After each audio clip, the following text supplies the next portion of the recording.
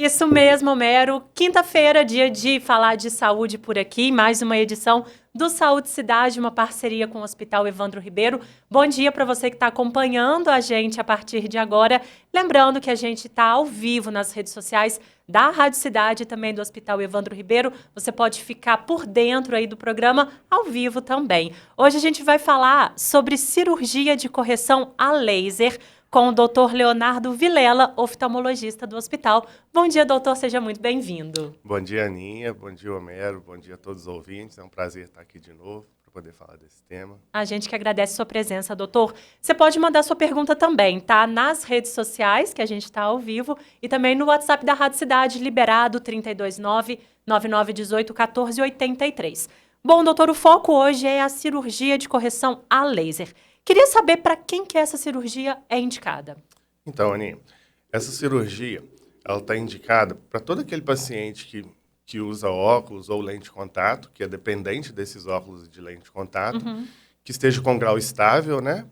E que tem uma estrutura de córnea, uma estrutura boa, uma córnea saudável. Por quê? O laser ele vai atuar exatamente nessa córnea. O que seria a córnea? A córnea é a estrutura do olho, que é a parte mais superficial do olho, que é uma estrutura transparente e mais anterior do olho. Certo. E essa estrutura, o laser ele remodela ela, né? E ajusta o foco para ele chegar na retina sem precisar do óculos ou da lente de contato. Então esse paciente tem que ter uma córnea saudável para que ele possa fazer essa cirurgia. Perfeito. E ela corrige, doutor, todos os tipos de grau? É preciso aí ter um grau, um certo número de grau, digamos assim, para fazer a cirurgia? Ela corrige todo tipo de grau, né? Ela corrige tanto miopia quanto hipermetropia, corrige astigmatismo e até presbiopia também, né? Mas não que tenha que ter um grau muito alto, por exemplo, para fazer esse tipo de cirurgia. Em geral, por exemplo, a partir de 1 grau, a gente já consegue fazer esse tipo de cirurgia. Porque, por exemplo, no caso da miopia, o paciente com mais de 1 grau, ele costuma ser dependente do óculos, ele não consegue ficar sem o óculos. Então, acaba que ele já pode submeter esse tipo de cirurgia para poder ficar livre. Quando são graus muito pequenos, por exemplo, um 0,25, um 0,50, aí não justifica fazer a cirurgia por conta disso, porque de certa forma o paciente até consegue enxergar sem o óculos, né? Então não justificaria precisar desse tipo de cirurgia. Não fica tão dependente do óculos, né? Exatamente. E a gente que usa óculos, assim, às vezes é chato, né? Sim. E a lente também é a mesma coisa. Tem gente que não se adapta Exatamente. com a Tem lente, gente que né? não adapta com lente, tem gente que não gosta de usar óculos, né? Então acaba que é uma opção para esses pacientes. Perfeito. Como que funciona o pré-cirúrgico dessa cirurgia, doutor? Isso. Aí, o pré-cirúrgico, o que a gente faz? O exame principal que a gente precisa é uma tomografia da córnea. Porque, igual eu falei, a córnea é a estrutura que a gente vai mexer, né? Perfeito. A córnea, a gente costuma exemplificar ela como, por exemplo, como se ela fosse a tampinha do vidro do relógio, né? Por ela ser essa estrutura mais superficial. E com essa tomografia, o que a gente avalia nela? A gente avalia a espessura dessa córnea. Por quê? À medida que a gente mexe na córnea, que a gente aplica o laser nessa córnea, por exemplo, no caso da miopia, a gente afina essa córnea para poder fazer esse ajuste do foco. E aí, no que a gente afina, a gente sempre tem que ter uma margem de segurança para o tanto de córnea que vai ficar, né? Então, a gente sempre faz um cálculo, faz uma previsão de quanto de córnea que ficaria, né? De acordo com o percentual de tecido corneano que a gente vai alterar. Bacana. A gente avalia também nessa tomografia a elevação tanto anterior quanto posterior dessa córnea, que a gente sempre leva em consideração. E a gente avalia a curvatura da córnea também. Porque o laser, à medida que ele é aplicado na córnea, por exemplo, nos casos da miopia, ele aplana essa córnea para fazer esse ajuste do foco. Na hipermetropia, ao contrário, ele encurva essa córnea. Então, a gente sempre tem que ter uma margem de segurança para o tanto que a gente vai aplanar de acordo com o grau ou para o tanto que a gente vai encurvar e para ter uma margem de segurança do como vai ficar, para que o paciente não tenha problema depois da cirurgia. Bom, existe outro tipo de exame também que é preciso passar, doutor? Algum de questão de pressão, alguma coisa do tipo? Sim, a gente faz o exame oftalmológico completo, né? A gente sempre avalia a pressão intraocular para ver se o paciente não tem, porventura, um glaucoma, alguma coisa nesse sentido. A gente sempre avalia a retina também, né? toda a retina, a gente faz aquele exame que dilata a vista, Ah, sim. para poder ver se a retina não tem nenhuma alteração, nenhuma patologia que possa contraindicar a cirurgia. E o principal, esse da córnea mesmo, né? Para poder ver, por exemplo, se o paciente não tem nenhuma doença na córnea, se não é uma córnea saudável. Por exemplo, se o paciente, a gente faz um exame e vê que ele tem um ceratocone. Aham, O que é o ceratocone? É quando essa córnea dele, ela fica pontuda, em formato de cone. sim. Então, é uma córnea doente, já é uma córnea fragilizada. Então, se a gente mexe nela com o laser, acaba enfraquecendo ela mais e aí trazendo mais problema para o paciente. Então, por Aham. exemplo, se o paciente tem um ceratocone, a gente tem que contraindicar essa cirurgia. Entendi. Existe alguma outra doença também que impeça a indicação da cirurgia? Isso. Aí, as doenças do olho, assim, em geral, não que são contraindicações absolutas, né? Mas, por exemplo, se o paciente tem um glaucoma, aí a gente tem que avaliar o risco-benefício. Se tem alguma patologia na retina, por exemplo, às vezes o paciente é extremamente automíope, que tem uma retina muito frágil, já tem uma patologia na retina. E, às vezes, com a cirurgia, não vai conseguir atingir uma visão boa, então a gente, às vezes, pode ser que contraindique também. Se o paciente, por exemplo, tem um grau muito alto e uma córnea muito fina, por exemplo, que a gente vê que vai ficar muito pouquinha córnea depois do laser, a gente também tem que contraindicar. Então, assim, alguns casos a gente tem que avaliar para poder Perfeito. ver se tem indicação ou não da cirurgia. Para segurança do paciente, né, em primeiro Exatamente, lugar. com certeza. Perfeito. Isso E mesmo. tem anestesia? É anestesia geral, local? Como que é, doutor? É, assim, não tem anestesia geral, tá? Anestesia, a gente faz anestesia, mas anestesia só com colírio, tá? A gente faz anestesia com colírio ali mesmo, porque de certa forma é um procedimento rápido, Dura né? quanto tempo, mais ou menos? Dura em torno, assim, dependendo do quanto de grau e tudo do preparo que a gente faz, ela dura cerca de 5 minutos, às vezes, cada olho. Nossa. Então, é uma cirurgia relativamente rápida Aham. que a gente consegue fazer anestesia somente com colírio mesmo, tá? Bacana. Mas nada de anestesia geral, nada disso, não. E o procedimento em si, doutor, como que é? Fica alguma cicatriz no olho? Como que fica? Sim. Aí, o que que o laser faz, né? Igual eu falei, ele faz esse remodelamento da córnea, né? E varia de acordo com a técnica, que são duas as principais técnicas hoje utilizadas no mundo. Uma que é chamada de LASIK e a outra que é chamada de PRK. Como que é o LASIK? O LASIK, a gente faz um flap na córnea. O que que seria esse flap? Para exemplificar, geralmente a gente costuma comparar quando a gente vai chupar laranja, Aham. aquela tampinha da laranja que a gente faz quando a gente corta e levanta aquela tampinha, o flap é mais ou menos aquela ideia. Então a gente levanta o flap, aplica o laser e reposiciona esse flap de novo, tá? Aham. Essa é a técnica do LASIK. Boa. A técnica do PRK, aí a gente não faz esse flap. O que que a gente faz? A gente faz uma desepitelização da córnea. O que que seria isso? A parte mais superficial da córnea, que é o epitélio, a gente retira esse epitélio, aplica o laser, coloca uma lente de contato depois e esse epitélio ele regenera depois. Olha. Então essa técnica do PRK, por exemplo, ela não fica cicatriz nenhuma. Aham. A gente examina depois, geralmente não fica cicatriz. Bacana. A do LASIK até pode ficar uma cicatriz, que é muito imperceptível, é uma cicatriz muito discreta, principalmente na bordinha do flap que a gente confeccionou.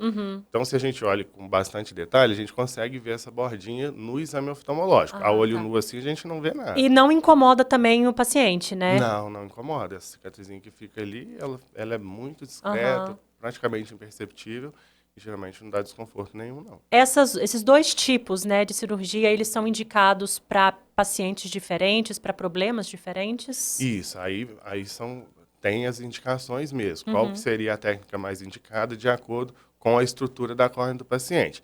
Tem paciente que tanto faz, tanto uma quanto outra vão atender bem. Boa. Mas, por exemplo, se a gente vê que é porventura um grau mais alto, que a gente faz o cálculo para ver a porcentagem de tecido que a gente vai alterar ali, dependendo de quanto foi isso, aí às vezes a gente tem que indicar o PRK, que fica às vezes um pouco mais seguro do que o LASIK, ou dependendo do quanto que a córnea vai encurvar, do quanto que ela vai emplanar, aí a gente também tem que avaliar qual técnica seria mais indicada de acordo com cada paciente. Boa. E existem riscos, doutor, em relação ao procedimento?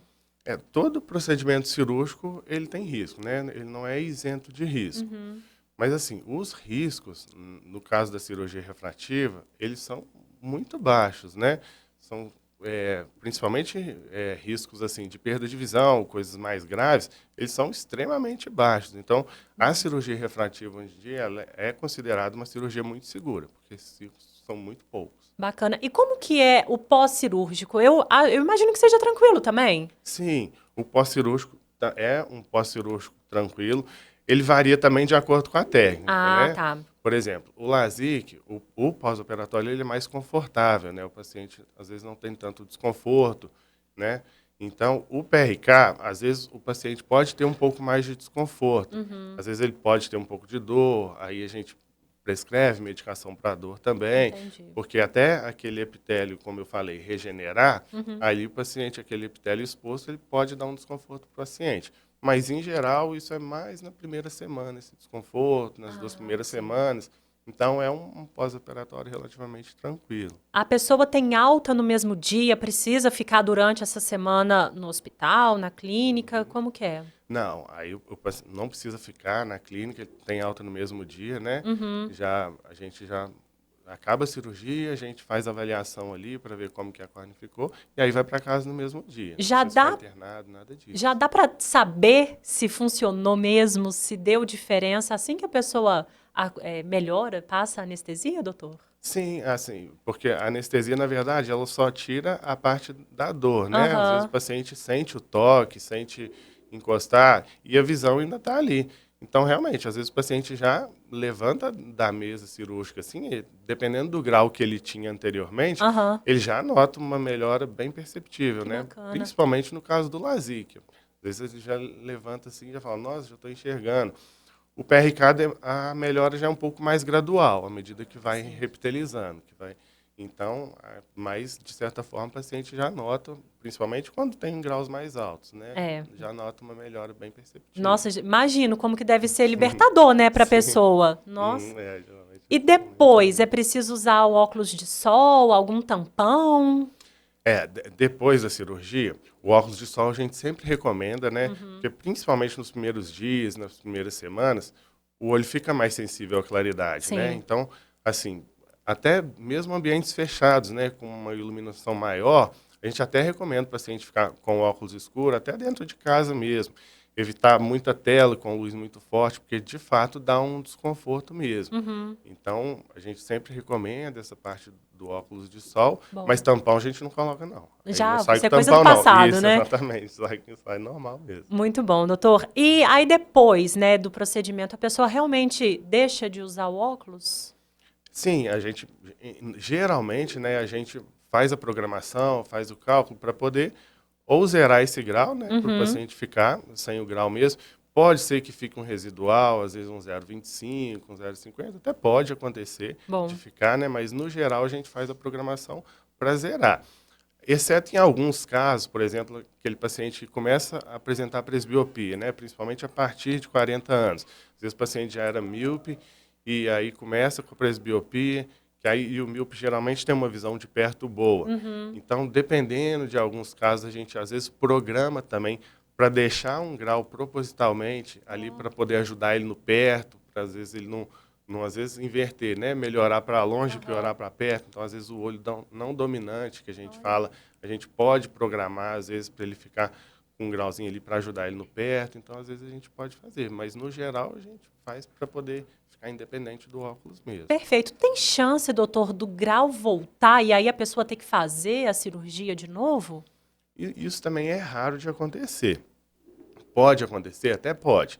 Mas, igual eu falei no início, quando o grau está estável, a tendência é que isso não aconteça. Bom. Mas se, porventura, o paciente opera em um grau que ainda está em progressão, por isso, por exemplo, que a gente, em geral, não costuma operar pacientes abaixo de 20 anos. Ah, sim. Porque esse grau, por exemplo, da miopia, principalmente, ele tem uma tendência ali, à medida que o adolescente está crescendo, o olho ele vai crescendo, então a tendência é que a miopia ela vai aumentando até chegar a um ponto que estabiliza, em geral, entre 20 e 25 anos. Não que antes de 20 não possa estabilizar. Às vezes pode acontecer e o paciente pode fazer.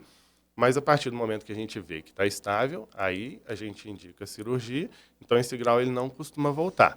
Mas caso ele volte, Sim. aí a gente tem que fazer a análise da córnea de novo, aquele exame lá da tomografia da córnea para ver Ah, como tá. que essa córnea está depois de ser mexida.